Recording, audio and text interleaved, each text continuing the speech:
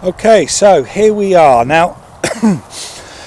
We're doing, I'll talk you through what we're doing. We're still looking at this creeping. Molly, sit.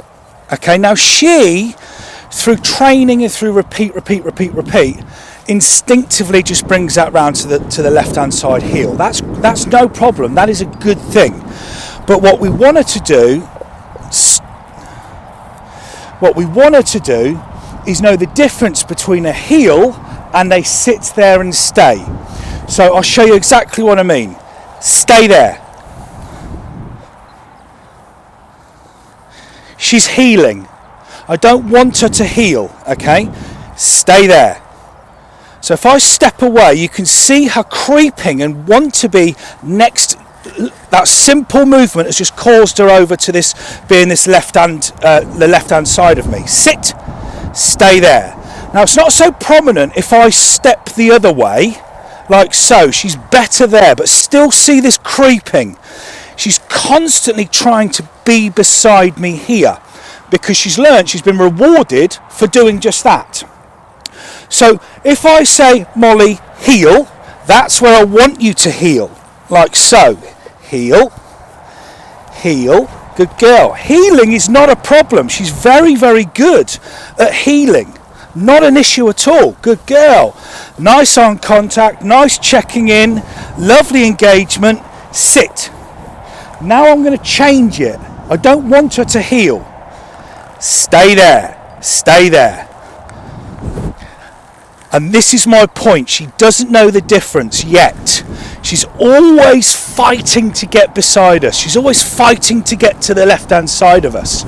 Stay there. Okay? Now, lots and lots of moving around. Now, what I don't like is just that. Okay? I want you to look at me and be aware of where I am, but I do not want you standing up, turning, resetting.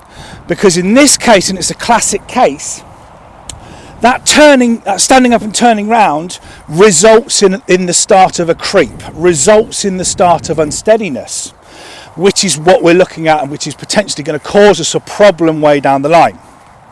Always returning to her, good. See her stand up there and twitch. Instantly broken from that calm, relaxed, seated position, which we actually wanted to stay in. So what I mean is when I walk behind her, I want her to turn her head and look at me, not do that. Stand up, turn round, because when she's standing up and turning round, she's creeped towards me 6 inches, 8 inches, okay? And again like so, okay? So we're going to continue looking at this. Stay there. Better, good girl. Good girl. Always returning to her. Good girl. Well done. Stay there. Now, we could introduce a little bit of food here. Going against the grain. We don't want to introduce food when we're thinking about retrieving because we don't want to cause or anticipate spitting out the dummy with anticipation for getting the reward. But in this case, hand feeding, stay there. Returning to her, food reward, stay there. Backing away, stay there. Returning to her, food reward, okay? So where we were, and correct me if I'm wrong, where we were rewarding for her for coming into this position, reward, good girl, we've got to reward her for just staying still, not twitching, not moving, not creeping, not doing anything, okay? Good girl, well done, good girl.